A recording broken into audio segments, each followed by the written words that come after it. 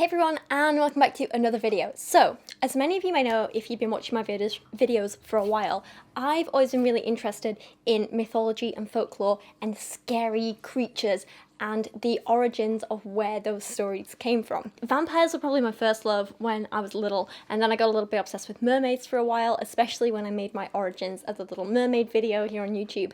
And more recently, I've got really interested in werewolves. Maybe it's because I have a little werewolf of my own who's currently drinking in the background. Always the best time being, thank you. Good girl. Hi, baby. See? Little werewolf of my own here. Hi. Please excuse her panting. She was just out playing with her friends in the garden before we filmed this, weren't you, baby? You saw Smokey, and you saw Oatmeal, and you saw Junebug, didn't you? Yes, you did. I mean, maybe not quite the scary werewolf names that we're used to, but I think there's some relation.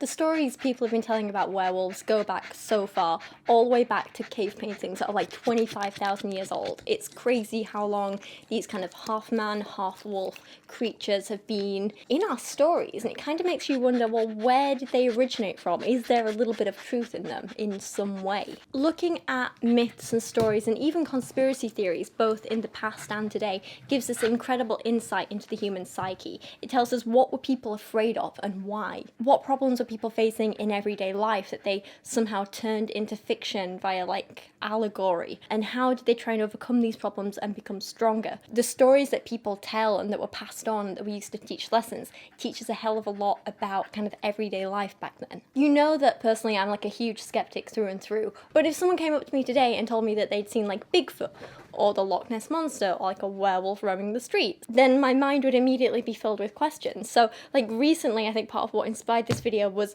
I was sent all these like photos and this link to a blog called like Lycanspiracy about like this guy who believes he's seen werewolves around the world, and that there are like werewolves in like London and Rome and all these places. And I mean, if you want to check it out for yourself, I'll leave it linked down in the description below. But there's like a Twitter account and everything. And so I immediately started thinking, well, like, what did they actually see? Is this like just a giant dog? Is this a guy in a costume? Is this someone who actually thinks they're a werewolf? And also, why do some people just kind of want to see mythical creatures everywhere? Why do we get some kind of enjoyment out of this? Why is there so much thrill in the thought of, oof, there could be a werewolf on the streets? And of course, this got me thinking more about werewolves in particular, and why do we kind of, as a species, feel so drawn to them and we want so badly for them to be real? And so this got me thinking about kind of werewolves in general, and what is it about humans that find them so fascinating but so scary, and why are we kind of drawn to them so much? And does that have any kind of correlation to the strong relationship we have to dogs today? And also, where did these stories of werewolves originate from, and what do they tell us about the people who thought them up? And so that's kind of what I want to look at today in this video, kind of a brief history of werewolves. As always, if you want to review my sources and do any further reading, they'll be linked in full down in the description below, so you can go check out them for yourself. But for now, let's dig deeper into this Lycanspiracy and get our paws dirty as we discuss the history of werewolves. Generally, today when we talk about werewolves, we think of people who are human for most of their lives, until on the night of the full moon they undergo a painful transformation into a large wolf. During this night, they forget all about their human side, and instead, the wolf's id completely takes over, and thus chaos ensues, until they wake up in the morning back in their human form, often with no memory of the night before. Of course, in some stories, the person can change into a wolf on any evening, not necessarily just on a full moon. In other stories, when he or she changes, they retain their human knowledge and intelligence, but still have these animalistic instincts and strengths. For example, the strength of a wolf, or the sense of smell, or so on, which, you know, you combine the best of the wolf and the best of the human and you get something incredibly dangerous. In some stories, the werewolf can shift between human and animal form at will. In other stories, it's only at certain times or under certain circumstances or whatever. There's also lots of different stories about how you become a werewolf and so on. There are also hundreds of years worth of medical records of people who thoroughly believe they are werewolves. Even to this day, some argue it's a kind of coping mechanism to deal with the fact that they might have committed violent crimes, for example. And so they say, no, it wasn't me. I was a werewolf. They did this. And it's kind of like to sort of separate them from their actions. For others who haven't committed violent crimes but still thoroughly believe they're werewolves, some theorise that maybe it's a way of kind of getting in touch with their id and allowing themselves to be a little more free and adventurous and just generally feel like they're really, really powerful. But as we go on with this video and we look at kind of where each of these stories and ideas came from, one thing is very, very clear. Almost every culture has stories about men turning into beasts or half men, half beasts, and usually it's whatever animal is most dangerous in the country where that story is being told at the time. So wolfmen stories have always been really popular amongst the ancient Greeks, but also in English, Norse, Scandinavian and Icelandic folklore, amongst others. Lots of kind of European stuff. Not really African stories. They tend to focus more on like hyenas and jackals. Some Native American stories involve wolves and so on. It really does depend on where the stories are coming from. So these stories are a really, really interesting way of understanding what people in these cultures feared and respected and how they lived their lives, and I think that's really, really fascinating and something that we can't overlook the importance of at all. So wolves and humans have always had a tumultuous history, shall we say. Once they were enemies, often attacking early nomadic sites until they realised that humans were actually an excellent source of food, and we discovered that wolves are fiercely loyal companions who can help protect us, and so domestication began. A lot of people think humans domesticated dogs, or rather humans domesticated wolves into dogs, but more recent studies and research have kind of found that it was a little bit of both. Wolves kind of chose us as much as we chose them. But ever since we have domesticated the doggos, the concept of wild wolves has still remained something that man fears. So it's no wonder they became a villain in so many myths in so many different cultures. Combine people's respectful fear of wolves with many ancient people's deep connection with nature, and you get, well, the result being all these stories of people turning into animals, or animals turning into people, or people with the power of animals, and it's clear to see where all these stories of werewolves originated from.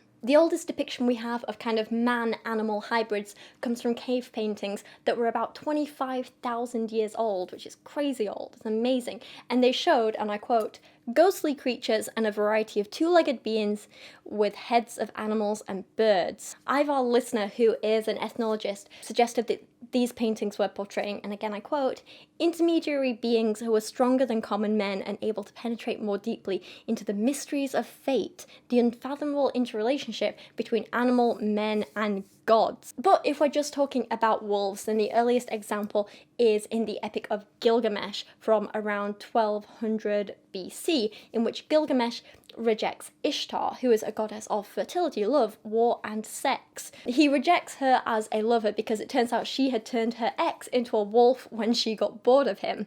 He was then killed by his own dogs while he was in wolf form, and quite understandably, Gilgamesh didn't want the same fate happening to him, so he was like, nah mate, red flag, I'm out. The next known man-wolf transformation story is less fiction and more of an interesting kind of take on recording history.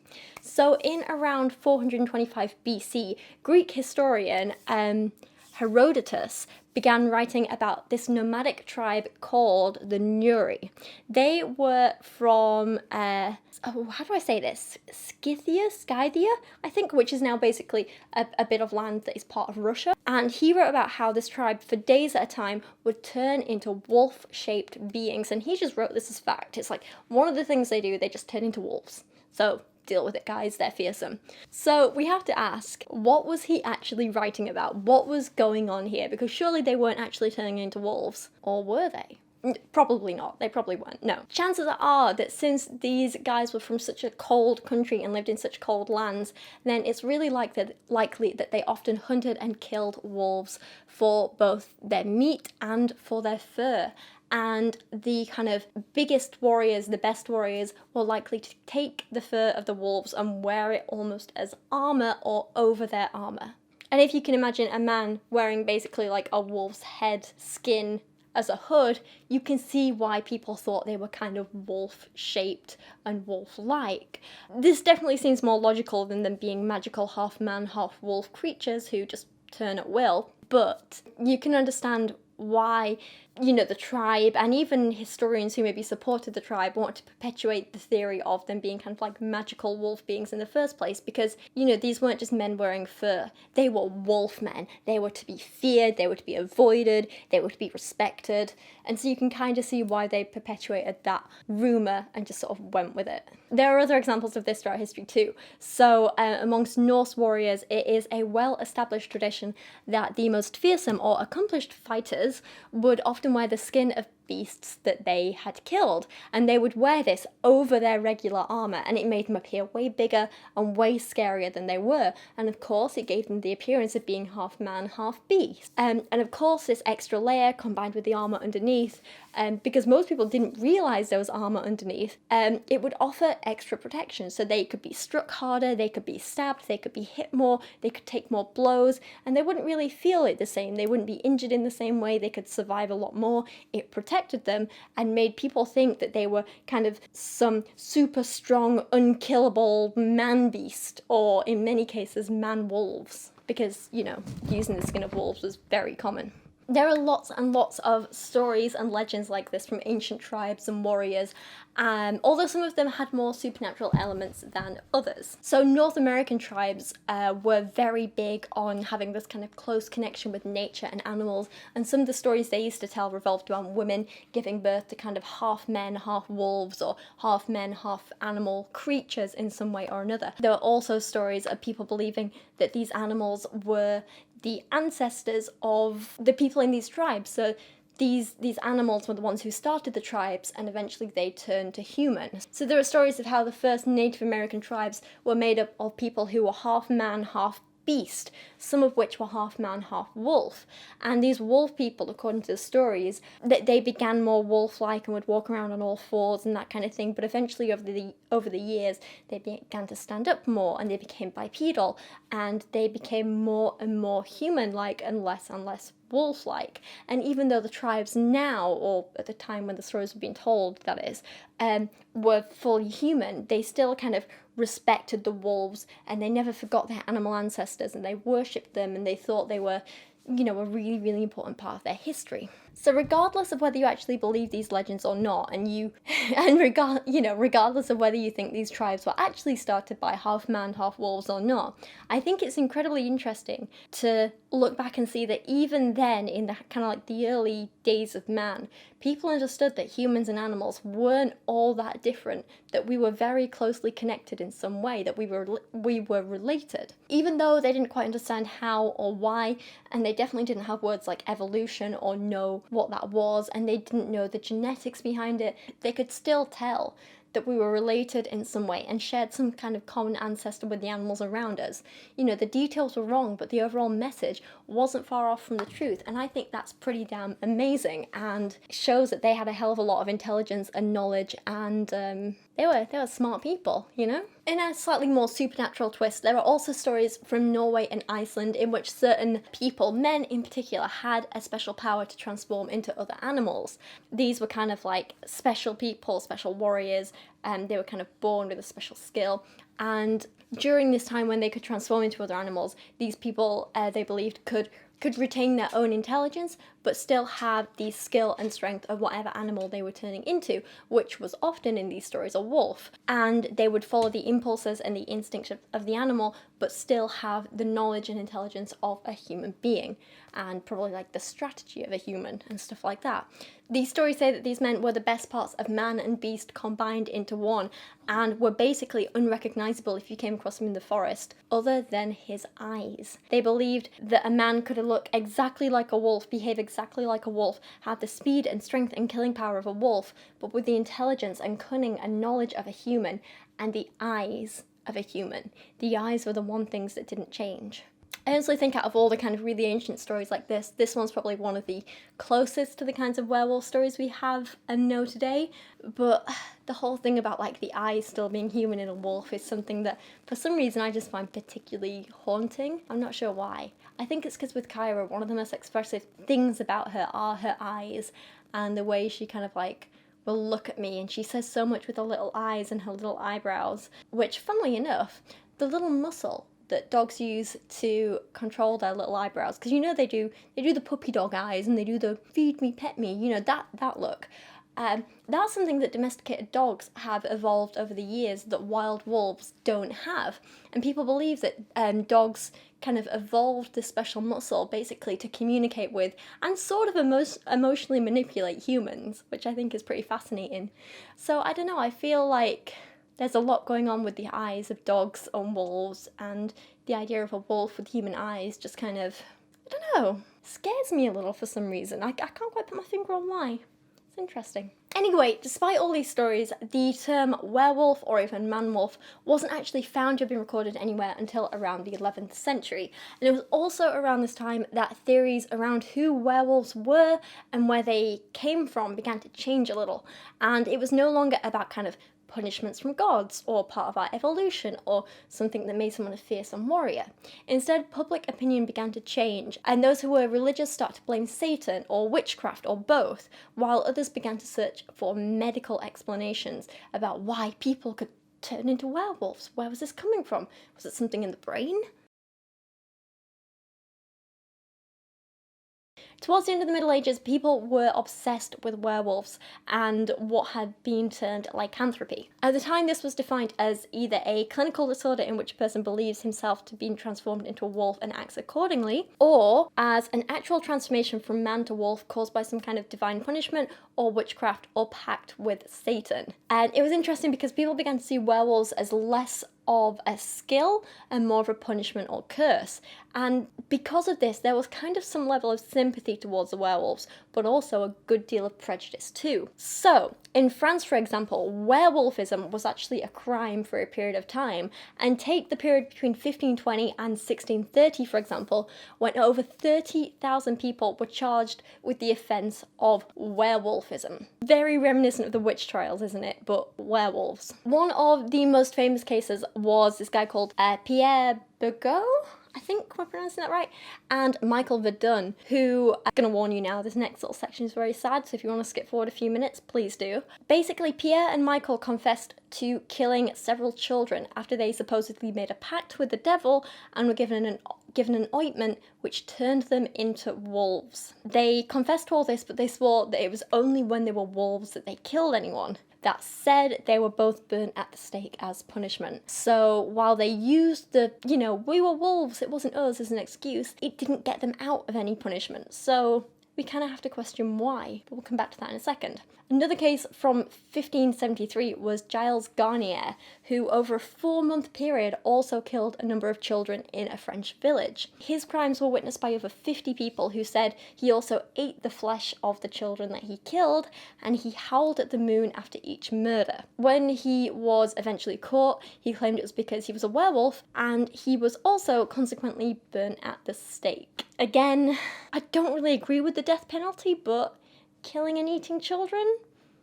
I get it, Like I say, claiming they were wolves, it wasn't us, it was the wolf in us. It didn't get them out of these punishments. So where did these excuses come from? Were these men really mentally ill and really believed they were transforming into half men, half wolves? Or was there some supernatural element at play? Or were they just panicking? Did they get caught and want an excuse and they were feeling guilty and they said, well, this isn't my fault. It was the wolf part of me. The wolf did it, not me. Perhaps they just wanted to kind of try and ease their own guilty conscience because they couldn't believe that they themselves had committed this act and wanted to kind of separate it in their minds. Perhaps they felt it was better for them to die feeling like the victim of some curse by the devil than knowing that they were dying because they were punished because they were bad men. I don't know, maybe it made it easier on them. I'm not sure. It's quite interesting because supposedly even werewolf experts to this day make claims like the following. It should be stressed that the idea of a man morphing into a wolf is actually well within the realm of feasibility. Few among us have not lost their temper on at least a few occasions. During such outbursts, eruptions of uncontrolled emotions spew forth, making us feel as though we had become transformed into some type of fierce beast. Which kind of suggests to me that maybe our concept of man transforming into a beast or into a werewolf is merely an exaggerated claim of a person just indulging their id a little bit. A person who maybe has some anger issues or some violence issues, or is just being a little impulsive. Maybe the idea of transforming into a beast, transforming into a werewolf, is simply just a very emotion or id-driven person. Moving forward in time a little to the 1600s, and a paper was published about the Courland werewolves, claiming that they were absolutely real and caused by Satan himself, and that he was in fact controlling these werewolves in a variety of ways. So one theory was that people don't actually transform into werewolves, but that they do hallucinate and believe that they have, and so they commit acts as though they are the wolves, for example going out and killing sheep and cattle and people. The second theory was that the devil would take control of actual wolves, so wild wolves out there, and he would make these wolves commit atrocious acts like attacking people and cattle and villagers and so on.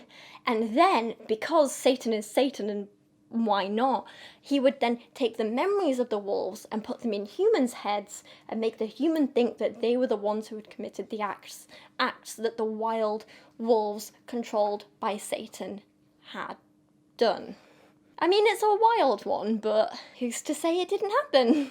So while this might sound silly and unbelievable to us now, it actually makes a lot of sense at the time. People were just trying to make sense of awful acts of violence committed by other human beings, and sometimes it can be hard to accept what other people are capable of. You don't want to, especially if you knew these people. You don't want to think that someone who was your neighbour, who lived down the street, who you trusted, who you bought bread from, you don't want to think that they can go out and kill your children, you know? So you come up with these theories and stories and you believe in them fully, so you don't have to accept what is a really, really horrible truth. Explanations of werewolves and Satan doing things and, you know, the wolves did this and Satan made me do this and so on, they allowed the innocent to feel more separate and different from those committing the crimes, and it made them feel safer, like they couldn't be capable of this, and well, if we just renounce Satan, this won't happen again. If we're careful of werewolves, this won't happen again, and so on. So as I mentioned before, there were similar stories to these with other kinds of animals depending on where the stories were being told and what animals were kind of prominent and fearsome in the region at the time. So wolves were often chosen because they were the most common or fiercest predators in any given location. Fiercest is a word, right? Most fierce.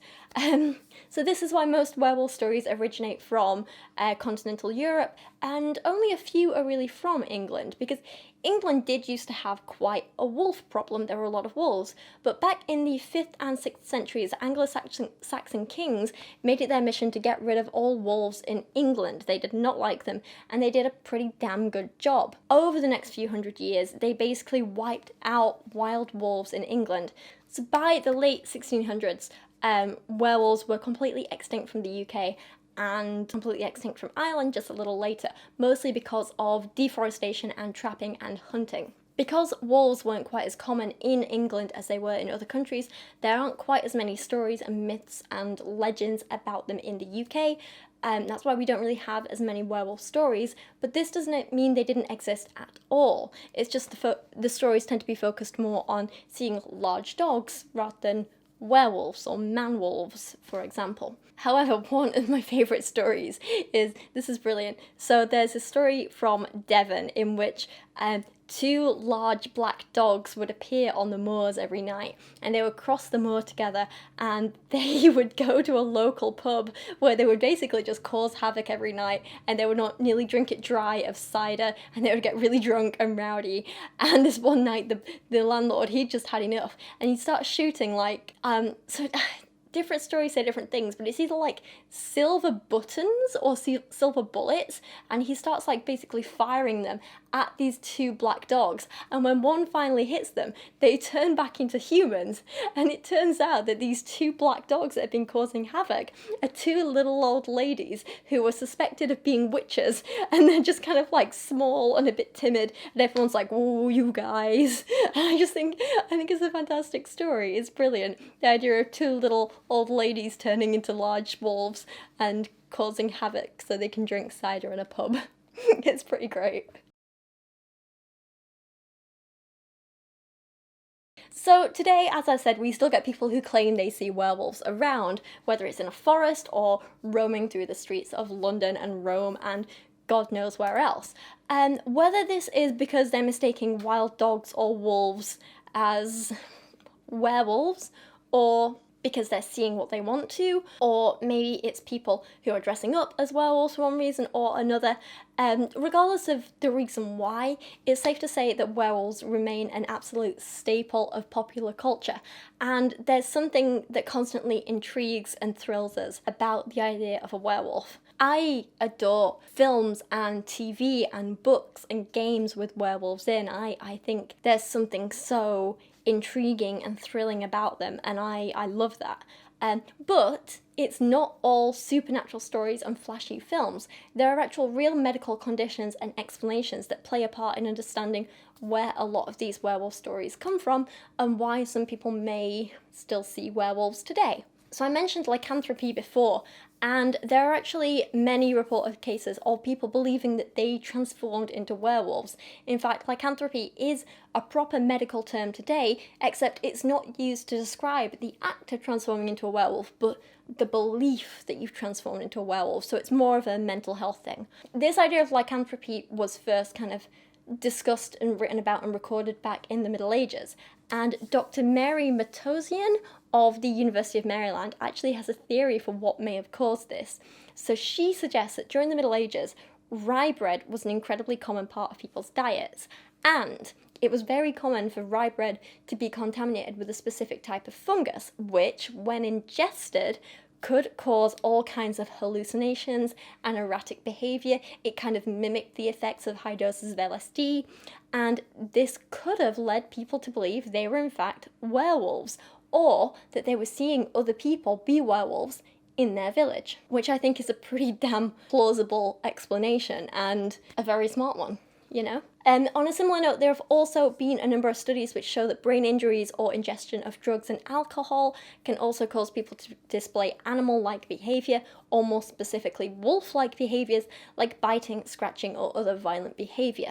Of course, it's not all just behavioural. There are also links between werewolf stories and cases of hypertrichosis, which I hope I'm saying right, which is a genetic disorder in which people grow excessive hair on their bodies, including their faces. So while this is something we can usually study and understand and even reduce the symptoms of today, if this was happening way in the past when we didn't really understand what it was and we were just seeing people suddenly with a face full of hair essentially, you can see why this might have been shocking or confusing to people, and why, especially when you're telling these stories of man-wolf hybrids, people would see these and be like, oh god, it's one of them, you know? And because things like hypertrichosis can affect all parts of the skin, even down to places like the eyelids, for example, it's kind of easy to see why, you know, the Nordic stories about people turning into animals and only their eyes remaining human, it's kind of easy to see where those stories came from and how this could be an explanation for them. And speaking of explaining certain parts of myths, one thing we haven't really touched on is this common idea that werewolves only transform on the night of the full moon or around the full moon. Now, there's a long feminist history and rant I could get into here about the moon being associated with hysteria and how that was often used to oppress women throughout history, and how their mental health problems weren't taken seriously, and how physical conditions were often just palmed off as being mental health at the time and again used to oppress women. But that's a whole other complicated and nuanced topic that I don't have time to discuss in this video. That said, there have interestingly been a number of studies which have found that on nights of the full moon, violent incidents happen, especially in hospitals and healthcare facilities, far more often than at any other time of the month. So I'm not going to pretend I know why that is or how to explain it, but if there is a correlation between the full moon and violent behaviour, and throughout history people have noticed this pattern, even if they can't explain it, it might explain where this part of the werewolf myth came from. So, to conclude, whether you hear a story of werewolves in London or Rome or anywhere else in the world, today or 500 years ago, whether you believe there is a Lycanspiracy or not, it's safe to say there is an absolute rich history behind it. It's not always silly stories and Halloween pranks. There may be a very human explanation for it, or a scientific explanation, or there may just be something really fun and interesting going on. Werewolves have been and will continue to be a really fun and creative part of films and book and TV and games for a long long time, and they're characters that are so rich in their history and their possibilities, and that's something that I really appreciate and love and find so fascinating. And with that in mind, I want you guys to head down to the comments and let me know, what is your favourite depiction of werewolves in media or books or film or whatever medium you like. Let me know who your favourite werewolves are and what you thought of this video. But for now, thank you for watching today, thank you for giving me your time, and I appreciate you guys a hell of a lot. So thank you so much, and I'll see you again soon.